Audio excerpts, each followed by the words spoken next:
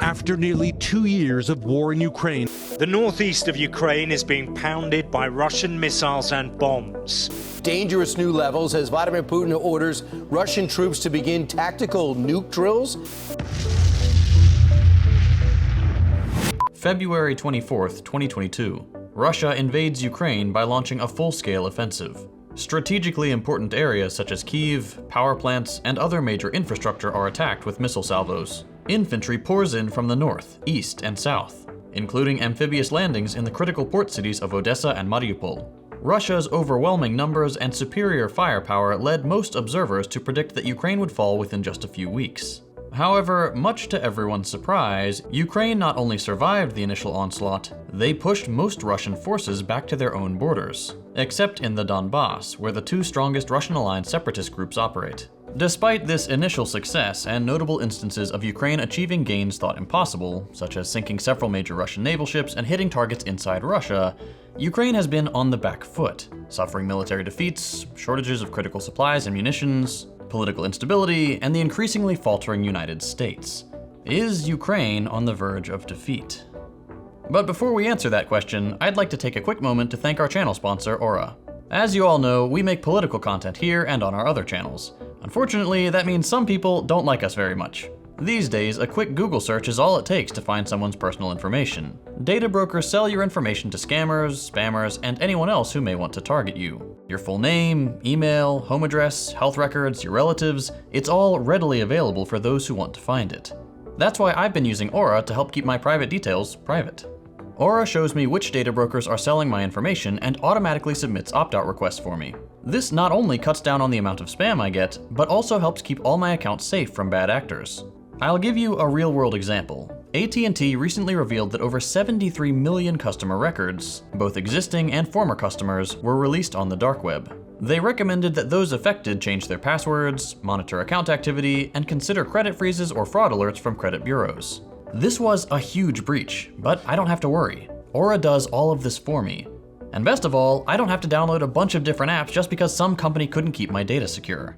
I value my privacy, and I'm sure you value yours. You can go to aura.com/firstthought to start your 2-week free trial. No strings attached. Try it out, and I promise you'll appreciate the peace of mind. Support the show and protect your valuable data by signing up today at the link below.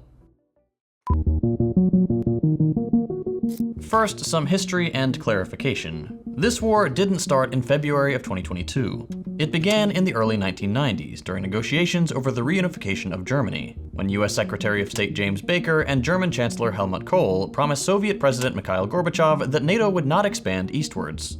These discussions were revealed through declassified documents and part of a broader diplomatic effort to integrate a unified Germany into NATO, without exacerbating reasonable Soviet security concerns. However, these assurances were never codified by formal agreements of any kind, which allowed the US to ignore their promise entirely. In the late 1990s and early 2000s, NATO began to admit nations from Central and Eastern Europe, and now encompasses nearly all of the former Eastern Bloc, except Belarus, Ukraine, and Georgia, though not for lack of trying. Fast forward to 2014 in Ukraine after the Orange Revolution. The Donbass region in eastern Ukraine, characterized by a significant Russian-speaking population and industrial base, perceived the ousting of Russia-friendly President Viktor Yanukovych as a direct threat to its economic and cultural interests. The subsequent Russian annexation of Crimea in March 2014, following a controversial referendum, further raised tensions and set the stage for a violent conflict. Local actors in Donbass, including former members of the security forces, aligned with Russian interests to oppose the new Ukrainian government. Russia conducted overt and covert operations aimed at destabilizing Ukraine to prevent it joining NATO, and their support for the separatists in Donbass included military equipment and strategic guidance. Ukraine's response to the crisis only exacerbated the issue, and the state's weakness, evident in its inability to integrate diverse regional interests, particularly those of the East, significantly worsened the conflict.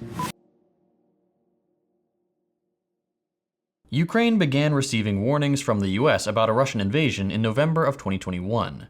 Reports emerged of significant Russian military buildups near Ukraine's border, which led the US to significantly increase its intelligence sharing and consultations with allies. The NATO Secretary General asked Russia to clarify its military activities near Ukraine's border. pointing to an abnormal concentration of approximately 90,000 troops, a number that rose to roughly 100,000 by early February. In late January, the US cautioned Belarus against supporting any Russian military initiatives, since Belarus was hosting a separate large contingent of 127,000 Russian troops for so-called military exercises. Despite these foreboding signs of a looming invasion, there remained understandable skepticism based on previous instances where similar Russian military buildup did not lead to open conflict. To add to the confusion, the US track record of lying about intelligence to further a policy agenda isn't great, to put it lightly. Concurrent with all this, the US escalated its own military presence in Eastern Europe by deploying an additional 1,000 troops and several fighter jets to enhance its air defenses in Romania and Poland. Aside from bolstering the defenses of neighboring NATO allies, the US of course stepped in to supply Ukraine with the arms it needed to resist the invasion once it began. We can't give you an exhaustive list of everything the US has pledged or sent to Ukraine, but here's just a sample of what was included in the $800 million package from March 2022. 800 Stinger anti-aircraft systems, 2,000 Javelin and 1,000 light anti-armor weapons, over 20 million rounds of small arms ammunition, drones, grenade launchers, rifles, pistols, machine guns and shotguns, body armor and helmets, and myriad other pieces of equipment. Another security package worth $250 million included high-impact military equipment such as air defense systems, artillery, and anti-tank weapons. But these packages, worth over $1 billion combined, are just a drop in the bucket. Direct aid aimed at assisting Ukraine tops $107 billion, and the total figure of congressionally approved aid since February 2022 is around $175 billion. Non-military financial support has also been crucial, with Western governments and international institutions like the World Bank providing significant economic assistance. For example, the World Bank committed $13 billion to stabilize Ukraine's economy and support reconstruction efforts. However, as with all such help, it comes with the catch of Western neoliberal reforms and anti-corruption measures, supposedly meant to address long-term economic challenges. Initial US support for Ukraine against Russian aggression emphasized, quote, the preservation of global democracy and a rules-based international order. One major reason for the enthusiasm early in the war was Ukraine's significant progress in resisting Russian advances using Western military aid, suggesting this was a viable strategy for Western powers. Unfortunately for Ukraine, this overwhelming support would begin to fade on October 7th, 2023, for some reason. Anyway, since whatever happened on that date, Western governments have displayed significant apprehension, with numerous instances of delays and even reversals of aid pledges, reflecting serious uncertainty about Ukraine's prospects for total victory, a completely unified Ukraine. Western nations have struggled to maintain consistent aid. For example, the European Union promised to deliver 1 million shells by March 2024 and fell short, only delivering 30% of that. The Biden regime went from indefinite support to suggesting that the US will provide assistance as long as we can. And in a report titled Scenarios on the Russian War in Ukraine for 2024 and 2025, they outline scenarios where Western fatigue leads to a negotiated settlement, with Western partners pushing Ukraine towards a compromise due to a lack of visible military breakthrough. Slovakia, while advocating for Ukraine's EU membership and recently witnessing an attempted assassination of their prime minister, has shown hesitance in fully supporting sanctions against Russia, due to its dependence on Russian energy. France has sent weapons to Ukraine but has been non-committal about an energy embargo, and has kept the details of its military aid opaque. Germany, heavily reliant on Russian gas, reversed its ban on weapons transfers but continues to avoid an EU-wide oil and gas embargo. In a bid to safeguard future aid, Western allies are considering moving the US-led Ukraine Defense Contact Group under NATO control to ensure a steady flow of arms irrespective of political changes within individual nations. To add to this uncertainty, a severe lack of timely and adequate shipments of weaponry have significantly impacted Ukraine's ability to counter Russian advances effectively. Crucial systems like F-16 fighter jets that were needed in 2023 will only become operational in 2024, by which time, Ukrainian officials say, Russia will have adapted its strategies to counter them. Western failures, such as the shortage of ammunition and delayed support, have directly contributed to Ukrainian military setbacks. Ukrainian military officials estimate that an additional 250,000 shells per month are needed just to keep pace with Russian forces. So, overall, Ukraine's prospects aren't looking good, and the West is at risk of losing yet another war.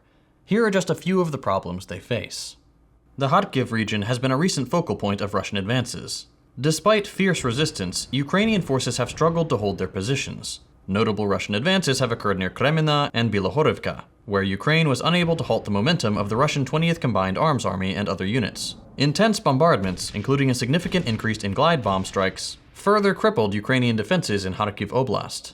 The battle for Bakhmut presents one of the most intense and costly for Ukrainian forces. Elements of the 7th Reconnaissance and Assault Brigade and the 331st VDV Regiment have been particularly active in attempting to advance towards Kalinivka, northeast of Bakhmut. The sustained Russian assaults have led to incremental territorial gains for Russia in the region. Ukraine has also faced severe shortages of personnel. In the southern region, Russian forces have advanced in Donetsk Oblast, capturing key positions west and northwest of Bakhmut, including Bodanivka and parts of Chasiv Yar, a major defensive stronghold due to its elevation. Elements of the Russian 98th Airborne Division, supported by the 11th Separate VDV Brigade and 150th Motorized Rifle Division, have been particularly aggressive in their attacks near Ivanivska and east of Chasiv Yar. The Ukrainian military has also faced severe shortages of personnel. Efforts to staff new units have been hampered by the need for extensive Western military assistance to train new recruits. Meanwhile, there's strong pressure from Russian advances, which necessitate continuous replenishment of manpower and materiel, something Ukraine just cannot balance at the moment. To address this, Ukraine passed a new draft law on April 11, 2024 that aims to address the urgent need for more soldiers. The new law mandates that all eligible men aged 18 to 60 register for military service. It removes defined service terms, that is, limiting service to a defined time period, and it increases compensation for volunteers. The law also includes provisions allowing individuals with certain criminal convictions to serve, and mandates local government and police support in the conscription process.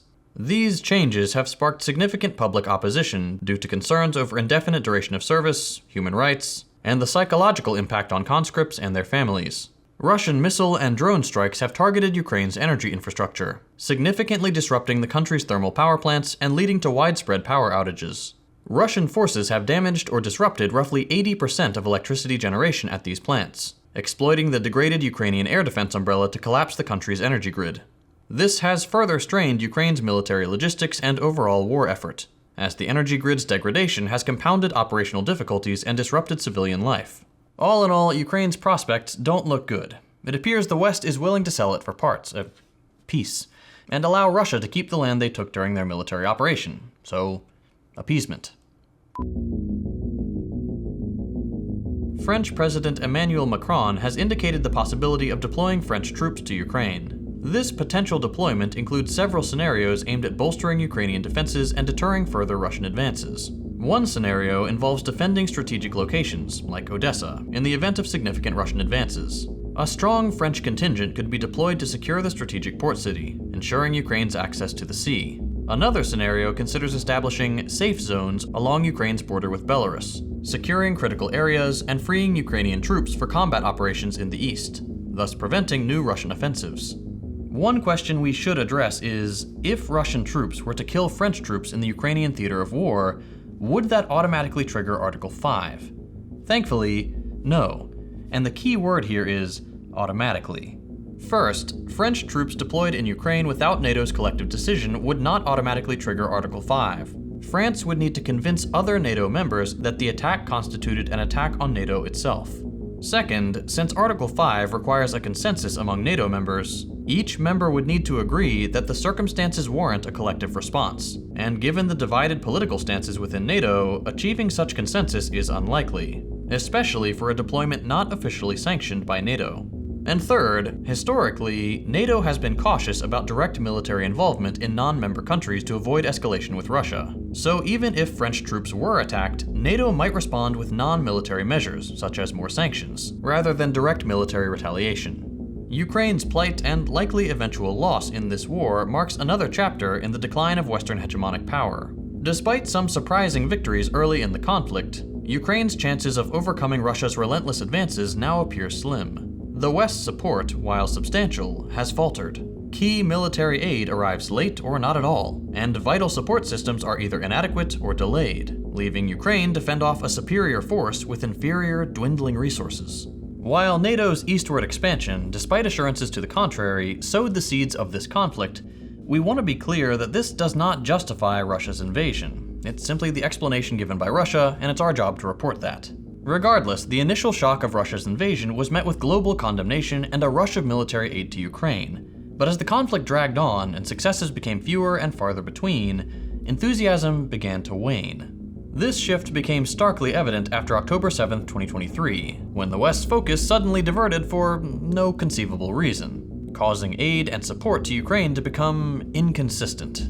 Meanwhile, Ukrainian ground forces faced severe shortages of manpower and ammunition, compounded by relentless Russian bombardments targeting critical infrastructure. Cities like Kharkiv and regions in Donetsk Oblast have seen fierce battles, with Ukrainian defenses crumbling under sustained Russian pressure. The war has also taken a toll on Ukraine's economy and civilian infrastructure, leading to widespread power outages and further complicating their defense efforts.